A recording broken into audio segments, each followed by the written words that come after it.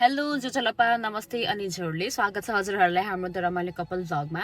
म रक्षा ताम्राकार अनि आज चाहिँ हामी जाँदैछौँ मेरो फर्स्ट ड्राइभिङ भ्लगको लागि। अनि अहिले अलि साँझ परिसकेको छ, मिरमिरे अँधेरो हुन थालिसक्यो। सो द्याट इज वाइ अब चाहिँ अलि छिटो ड्राइभ गर्नुपर्छ। मेबी अलिकति 35 मिनट्स टु लाइक 45 मिनट्सको ड्राइभ गर्ने प्लान छ। अनि anything you have to say बुढा?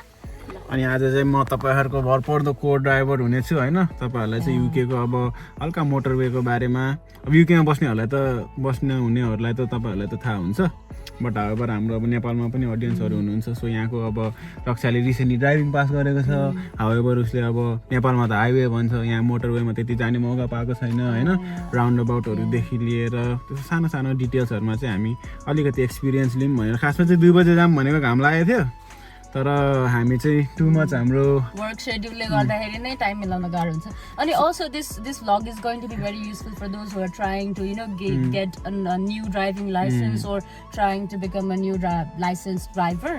अनि यदि युके मा हुने नयाँ ड्राइभरहरु अथवा सिक्दै हुनुहुन्छ भने चाहिँ कमेन्ट डाउन बिलो तपाईहरुको क्वेशन्स। यदि हाम्रो रिसेन्टली पास ड्राइभरले अथवा म इभन के भन्छ लोरी ड्राइभर एक्सपिरियन्सले चाहिँ तपाईहरुलाई अलिअलि You have got it 2 to 3 मैले ड्राइभिङ लाइसेन्स 2020 मा लिएको। सो 4 इयर्स अनि मेरो CAT CB C+C so yeah So how many license the qualification do you have? तीनटा क्याटेगोरीको लाइसेन्स छ, बट त्यो त सबैको आई मिन मेरो साथीहरुको सबैको छ।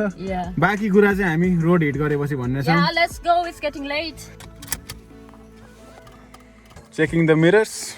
Gear first on occupancy, you need to look around like this. You really literally need to bend your body like this, and then you can go ahead now. अनि यसरी role भएको छ। अहिले हामीले drive गरिराखेको बाटो चाहिँ यो चाहिँ रेसिडेन्शियल एरिया भन्छ। So basically साइडमा यस्तो पोल भएको, I mean pole street lights about this. So that's residential area, built up area, and the maximum you can drive is 30 miles per hour unless it is notified anything less. So अब चाहिँ हामी residential एरियाबाट निक्लेर I think यो चाहिँ residential हो still single carriage way हो।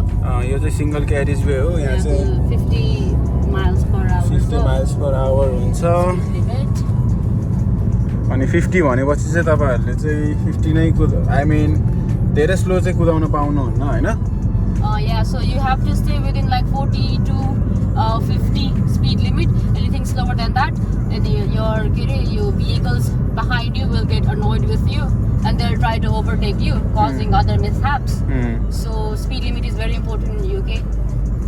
अब देखारमा कुदाउन चाहिँ कस्तो लागिरहेछ त?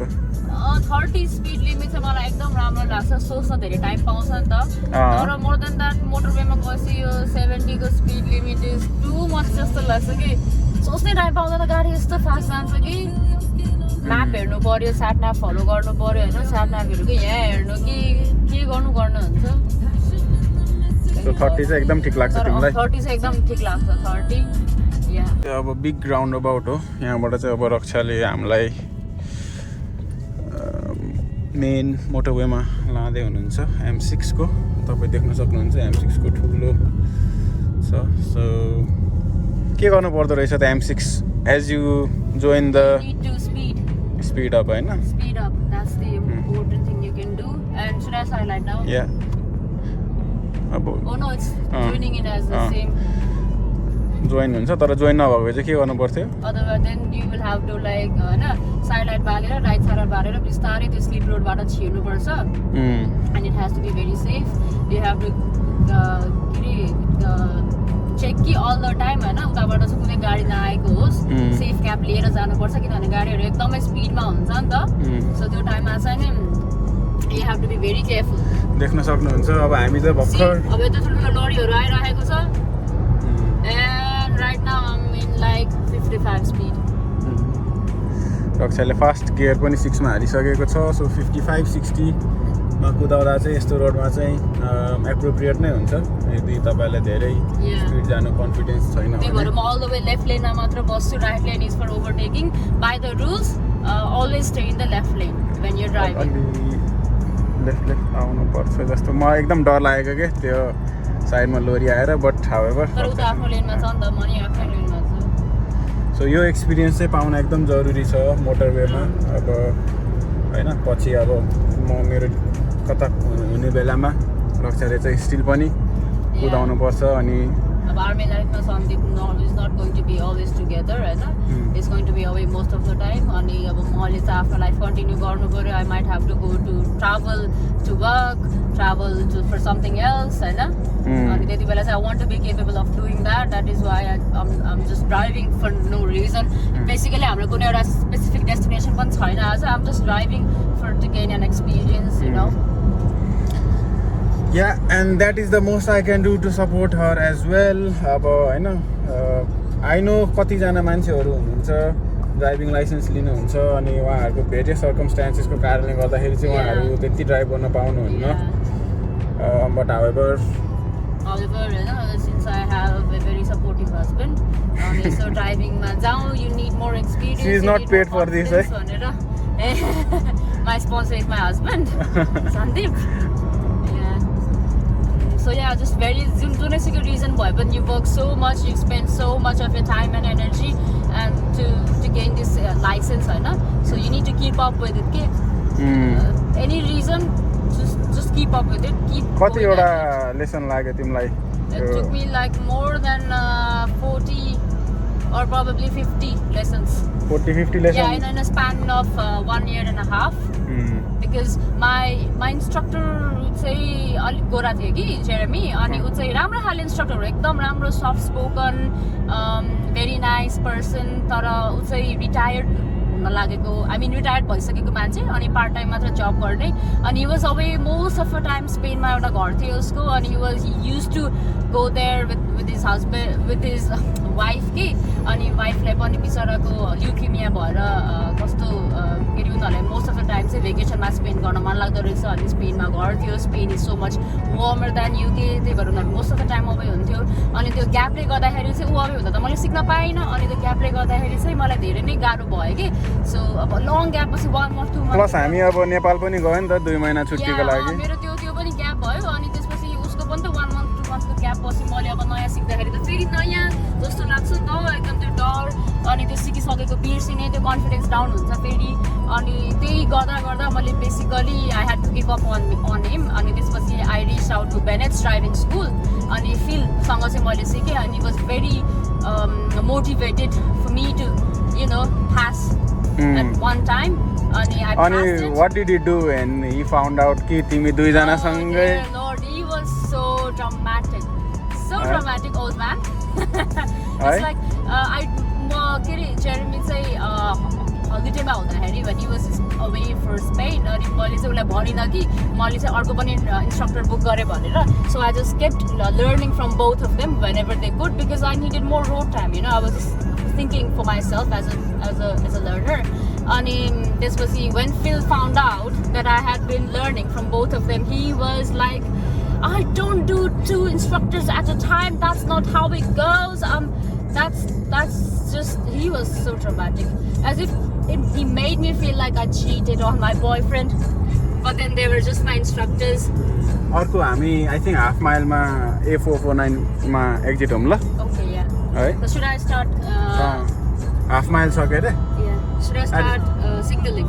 होइन त्यो त 300 मिटर 300 यार्डमा मात्र गर्दा हुन्छ ह्याप्पी छौ यतिको ड्राइभ गरेर अहिलेको लागि अल द वे लेफ्टमा मात्रै बसेँ राइटमा बस्नलाई पनि हुन त त्यही नै हो मेरो चेक गरेर राइट पालेर जाने हो तर है अहिलेलाई आजलाई जे होस् मोटरवेको चाहिँ ड्राइभ यति गरौँ हाउएभर टाउनको अरू पार्टहरू गरौँला नि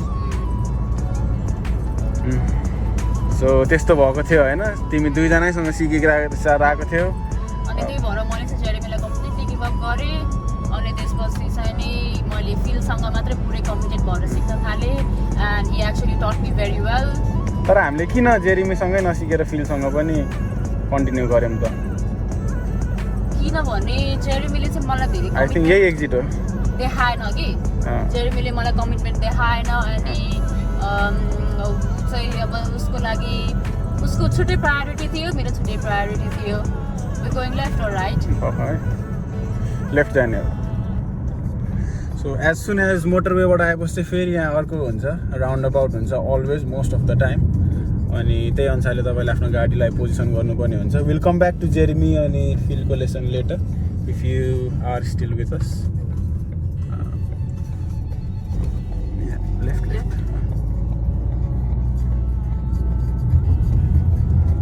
अब चाहिँ साट म्याप फलो गर ल। नेभिगेसन देखिरहेछ नि होइन, आसदाको लगाएको छ।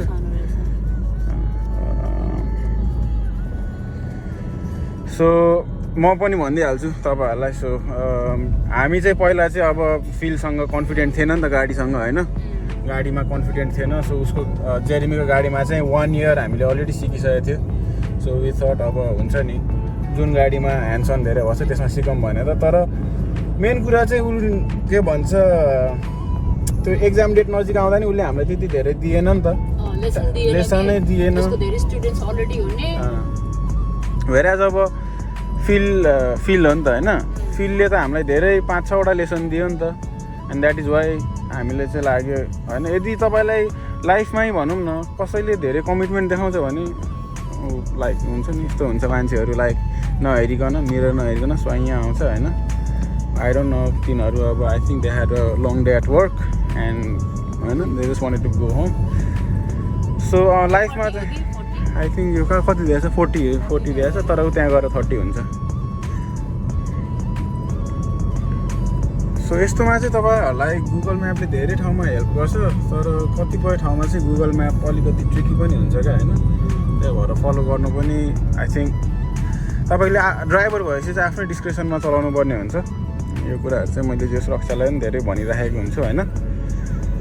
अनि getting back to that topic, जसले तपाईँलाई लाइफमा धेरै कमिटमेन्ट देखाउँछ त्यो मान्छे हो क्या। इट डजन्ट म्याटर कति लामो आयो होइन, कति लामो बस्यो त्यो मान्छे तपाईँको लाइफमा, तर यदि ऊ त्यो मान्छेले चाहिँ कमिटमेन्ट देखाउँदैन भने चाहिँ you should think about it होइन।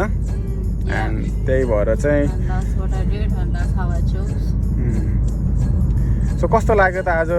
आई थिङ्क हामी 3 डिफ्रेन्ट टाइप अफ रोडमा गयो, रेजिडेन्सियल एरिया अनि सिङ्गल क्यारिजवेमा गयो, मोटरवे। यो चाहिँ आई थिङ्क रेजिडेन्सियल हो जस्तो लाग्यो मलाई, 30 छ नि त। अनि युकेमा चाहिँ तपाईँहरूले हेर्नुहुन्छ भने चाहिँ यस्तो स्पिड क्यामेरा हुन्छ, it's like a yellow box. यसले चाहिँ एक्युरेटली तपाईँको 1 स्पिड पनि धेरै जानुभयो भने चाहिँ तपाईँको घरकोमा चाहिँ इमेल आइहाल्छ, ओके तपाईँको चाहिँ यति स्पिड गर्नुभएको रहेछ यति टाइममा, सो प्लिज काइन्डली यति पे गरिदिनु भनेर। 60-70 pounds, so speed is a big thing as well. अनि लुकिङ एट मेरो अब यो अगाडिको यो लर्नरको कार छ नि केएसएल, मैले केएसएलको पनि धेरै ड्राइभिङ भिडियोज हेरेँ कि। सो ड्राइभिङ भिडियो हेर्दाखेरि पनि बेसिकली के हुन्छ भन्दा नेपालमा पो आफूलाई धेरै रुट सबै थाहा हुन्थ्यो, जहाँ जानु पऱ्यो पनि आँखा चिम्लेर पनि गएर जान सकिन्छ होइन। तर युकेमा त यो अनि स्पेसली अब म आर्मी फ्यामिली भएपछि त म त जहिले मुभ गरेको हुन्छ, अनि स्टाफवर्डको सबै रुट थाहा थिएन। रुट थाहा नहुँदाखेरि चाहिँ नि कहाँनिर कुन कर्नरमा गएर के हुन्छ र अब कुन टर्निङ भन्ने कुरा थाहा नहुँदा बेसिकली यस्तो भिडियोहरू हेऱ्यो भने चाहिँ it helps a lot. So staying on the left lane है, basically any kind of information के। अब किनभने हामी भर्खर ड्राइभ गर्दाखेरि त हामीलाई त अब किनभने नेपालमा त अब त्यस्तै हुन्छ नि त। अगाडि देखाइदिउँ त केएसएल पनि एकदम राम्रो छ, भिडियोहरू एकदम राम्रो छ। बेसिकली एकदम कन्फ्युजिङ राउन्ड अबाउटहरूमा चाहिँ एकदम राम्ररी यसले बुझाइदिएको छ। अनि यो भयो, अनि जस भन्ने चाहिँ कुन चाहिँ को हो, जस ड्राइभिङ स्कुल हो कि समथिङ, जस पनि राम्रो थियो, यो केएसएल पनि राम्रो छ। अनि बेसिकली यस्तो ड्राइभिङ भिडियो हेरेर पनि आफ्नो कम्पिटेन्सी बढाउन सक्नुहुन्छ, आफ्नो इन्फर्मेसन बढाउन सक्नुहुन्छ। त्यही त अब नेपालमा त अब यस्तो साह्रो रुल्सहरू हुँदैन, तर यहाँ चाहिँ अब आई थिङ्क ड्राइभिङ चाहिँ 2-3 दिनमै सिक्छ मेकानिकल्ली होइन। You can always move anyone can move the car, but nobody can drive with the safety in mind के। यहाँको त धेरै नै सेफ्टी रुल्सहरू छ, अनि you have to follow them. If people don't start following them that's when the accidents happen. अनि that is why if you are a good citizen, if you are a good driver, then you have to follow the rules. या अनि होइन even videos like this अब यसमा पनि त्यस्तो साह्रो driving technical खालको इन्फर्मेसन त छैन, बट यो चाहिँ जस्ट हाम्रो एउटा एक्सपिरियन्स हो नि त होइन। कति वर्ष लाग्यो आइनो रक्षाको त यो अब उसले त फर्स्ट ह्यान्ड एक्सपिरियन्स गर्यो नि त, तर बिहाइन्ड सपोर्ट गर्नमा मैले पनि उसलाई अब होइन कति there use to be hard days होइन, जब when you use to come it was use to be a rough day, तर it's all experience like this that matters. सानो सानो भिडियोहरूले पनि अब हेल्प गर्छ, because we were not brought up here, हामीलाई चाहिँ अब त्यस्तो साह्रो नलेज हुँदैन, but that does not mean we can not drive होइन। We can always learn. Anyone can learn anything if you set your mind to it.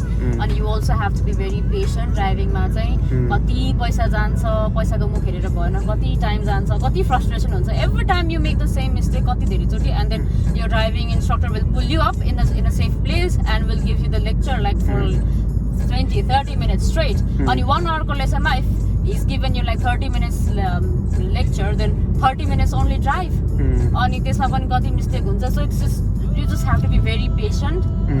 You need to know, you need to believe in yourself, and that's how the growth happens. अनि eventually achieve हुन्छ, सकिन्छ गर्नु with like लाइफमै। I think it's with like life in general क्या, लाइफमा पनि अब something तिमीले तपाईँहरूले सुरु गर्दाखेरि चाहिँ इट फिल्स लाइक गाह्रो छ, सकिँदैन, ओहो यो त्यो, बट इभेन्चुअली जब गर्दै गएपछि चाहिँ eventually you will get there.